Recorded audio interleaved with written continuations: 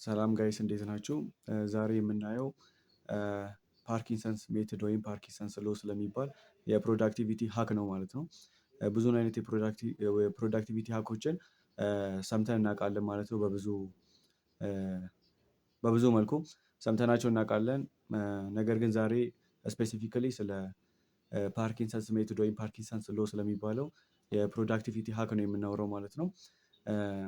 እንግዲህ ብዙ ጊዜ ብዙ ዲስከቨሪዎች፣ ብዙ ጥናቶች፣ ምርምሮች ተደርገዋል። እንዴት አድርገው የሰው ልጅን ፕሮዳክቲቪቲ መጨመር እንደሚቻል በርካታ ስተዲዎች ተደርገዋል። እና ከነዚህ መካከልም ጎልቶ ከወጣ ውስጥ እኔንም ፐርሰናሊ ኢንተረስት ያደረገኝ የፓርኪንሰንስ ሜትድ ስለሆነ እሱን እንዴት አድርገን አፕላይ ማድረግ እንደምንችል እና ከእሱ ጋር ያሉ ተያያዥ የሆኑ ሀሳቦችን አብረን የምናየው ይሆናል። እስከ ቪዲዮ መጨረሻ ድረስ አብራችሁ ይቆዩ። መጀመሪያ እስቲ ከዴፊኒሽኑ እንነሳ። ስለ አንድ ነገር ለማወቅ ከሚኒንጉ መነሳት ስላለብን ማለት ነው። ፕሮዳክቲቪቲ ማለት ምን ማለት ነው የሚለውን ነገር ስናይ በርካታ ስኮላሮች በተለያየ ዳይሜንሽን ትርጉም ሰጥተውታል። ነገር ግን ፐርሰናሊ እኔ አይምሮ ውስጥ ቀረ የምለው አንድ ዴፊኒሽን አለ። እሱ ምንድነው? ፕሮዳክቲቪቲ ማለት ኮምፕሊቲንግ ታስክ ኢን ሾርት አማውንት ኦፍ ታይም የምትል ነች ማለት። ስለዚህ ታስክን አኮምፕሊሽ ማድረግ ነው በአጭር በሆነ ታይም ውስጥ አስማች አስ ፖሲብል አጭር በሆነ ታይም ውስጥ አንድን ታስክ አኮምፕሊሽ ማድረግ ማለት ነው። እንዴት አድርገን ነው ታስኮችን በአጭር ጊዜ ውስጥ ማጠናቀቅ የምንችለው የሚለውን ነው ፓርኪንሰን በተደጋጋሚ የሚያነሳው። ፓርኪንሰንስ ሜትድ በ1955 ፓርኪንሰንስ በሚባል ሰውዬ ዴቨሎፕ የተደረገ ሜትር ነው ማለት ነው። ከዛ በኋላም በዓለም ዙሪያ በርካታ ኢምፕሩቭመንቶች እንዲመጡ ያደረገና ከፍተኛ ኢንፍሉዌንስ ያለው ሎ ነው ማለት ነው። ፓርኪንሰንስ ሜትር እንዴት ነው የሚተገበረው ስናይ፣ አንደኛ ለአንድ ታስክ ጨርሰዋለሁ የሚሉትን ሰዓት ሊሚት ማድረግ ነው። ምክንያቱም ምንድነው ቤዚክ ፕሪንሲፕል አለች ፓርኪንሰንስ ሜትር በእንግሊዝኛ ወርክ ኤክስፓንድ ሶ አስ ቱ ፊል ዘ አቬለብል ታይም ፎር ኢትስ ኮምፕሊሽን ትላለች። ወርክ ምንጊዜም ቢሆን በሰጠነው ታይም መሰረት ኤክስፓንድ እያደረገ ይሄዳል። ለተመሳሳይ የሆነ ታስክ ይዘን 2 ቀንም ብንሰጠው 3 ቀንም ሳምንትም ብንሰጠው እኛ በሰጠነው ልክ ኤክስፓንድ እያደረገ ይሄዳል። ስለዚህ እኛ ግን ምን ማድረግ አለብን? ሊሚት ማድረግ አለብን ማለት ነው። ያ ታስክ እዚህ ጊዜ ላይ መጠናቀቅ አለበት፣ በዚህ በአጭር ታይም ውስጥ ማጠናቀቅ አለብኝ ብለን ሊሚት ካደረግነው ማይንዳችን እሱን አምኖ ፕሬዠሩ ስለሚገባ የግድ ያንን ጎል ለማሳካት ሲል ፕሮዳክቲቭ ለመሆን ይገደዳል፣ ኮንሰንትሬሽን ውስጥ እንዲገባ ይገደዳል ማለት ነው። ብዙ ጊዜ አሁን እኔ ተማሪም ስለሆንኩኝ ብዙ አሳይመንቶችን ኢንስትራክተሮች አሳይመንት በሚሰጡን ጊዜ ለምሳሌ ጁን 30 ላይ ሰሚት የሚደረግ አሳይመንት ከሆነ እና ዛሬ ደግሞ ጁን 1 ላይ ከተሰጠን እስከ ጁን 29 ድረስ ዞር ብለንም አናየውም፣ ሌላ ነገር ነው የምናደርገው ማለት ነው። ስለዚህ ጁን 29 ላይ ስትደርስ ግን እንደምንም እንጨርሳታለን፣ ቢኮዝ ዴድላይኑ ስለደረሰ ማለት ነው።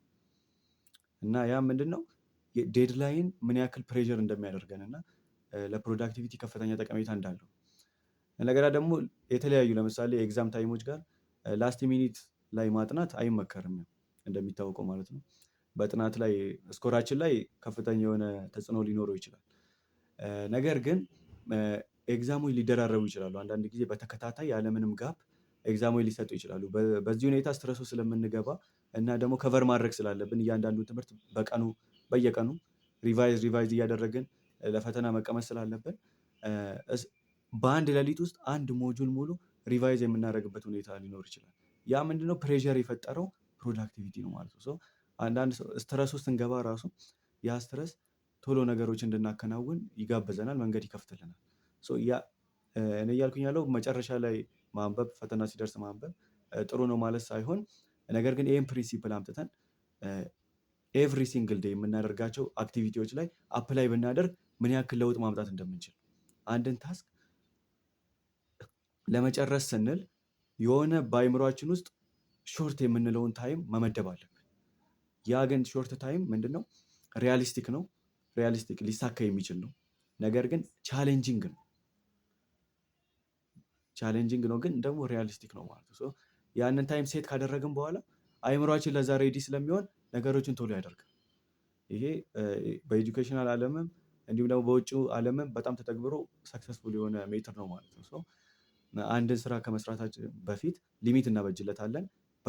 አስማች አስ ፖሲብል ሾርት የምንለው ታይም ውስጥ ለመጨረስ ነው የምንሞክረው። ስለዚህ ያንን ሾርት ታይም ሊሚት ካደረግንለት በኋላ በዛ መሰረት አይምሯችን ኮንሰንትሬት ያደርጋል። በዛ ኮንሰንትሬሽን ውስጥ ደግሞ እቅዱን ያሳካል። ነገር ግን ሁሌም ይሄ እቅድ ይሳካል ማለት አይደለም።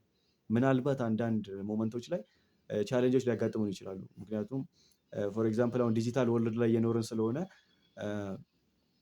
ለምሳሌ ዋይፋይ ሊቆራረጥብን ይችላል። ታስክ መሀል ኮኔክሽን ችግር ሊፈጠር ይችላል።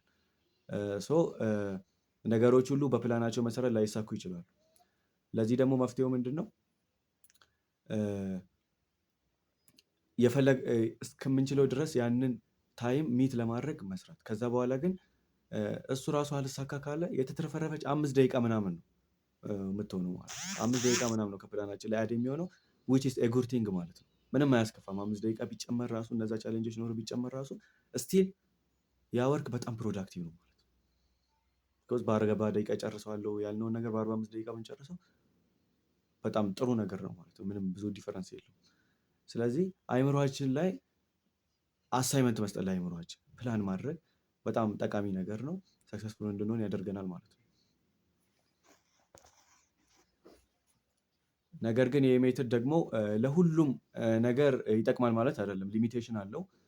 ምክንያቱም ለምሳሌ በጣም ሪጎረስ የሆኑ አክቲቪቲዎች፣ ሪጎረስ የሆኑ ፕሮሰሶች ውስጥ የሚያልፉ ሪሰርቾች በምናካሄድበት ጊዜ ቴክኒክ መጠቀም የማያዋጣ ነገር ነው። ምክንያቱም በሪጎረስ የሆኑ ፕሮሰሶች በጣም ሰፊ በሆነ ፕሮሰስ ውስጥ ማለፍ ስላለበት፣ በጥንቃቄ መሰራት ስላለበት ይህን ሜትድ አፕላይ ማድረግ አይቻልም። ኤክሰፕሽኖች አሉት ማለት ነው። ነገር ግን በአብዛኛው ሲታይ ግን በአብዛኛው ወደ ከ90% በላይ ስራዎች ላይ ተግብረነው ውጤታማ ሊያደርገን የሚችል ሜትር ነው።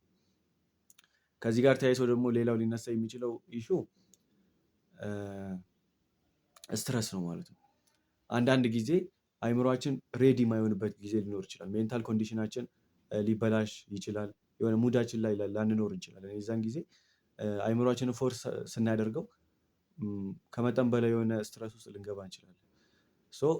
በዚህ ጊዜ ደግሞ ማቆም ነው ያለብን። ጀስት ወደ ሌላ ነገር አይምሯችንን የበለጠ ወደ ማጨናነቅ ሳይሆን ጀስት አቁሞ አይምሯችን በሚረጋጋበት ስቴብል በሚሆንበት ጊዜ ተመልሶ ያንን ስራ መስራት፣ በእቅዱ መሰረት ማከናወን ተመራጭ ነገር ነው ማለት ነው።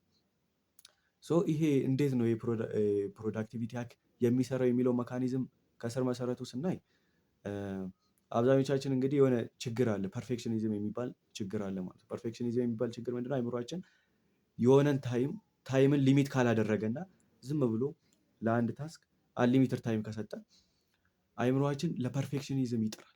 የሆነ ኔሴሰሪ ከሆነው አማውንት በላይ ለመያዝ፣ ሪፋይን ለማድረግ፣ በጣም ፐርፌክት ለማድረግ ይሞክራል። ነገር ግን ይህ ፐርፌክሽኒዝም በጣም ኢነሚ የሆነ ነገር ነው በአክቲቪቲያችን ውስጥ።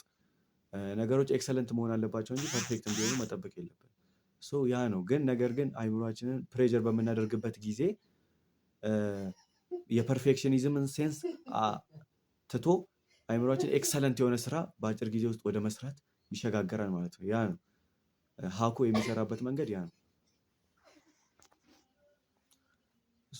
በዚህ መሰረት ዋና ዋና የሚባሉ ህይወታችን ላይ የሚያጋጥሙን ታስኮች በአጭር ጊዜ ከሰራን በኋላ ከዛ በኋላ የተትረፈረፈ ታይም ፍሪደም ይኖረናል። ሌሎች አክቲቪቲዎችን ለመስራት የሚያገለግለን ታይም ፍሪደም ይኖረናል ማለት ነው።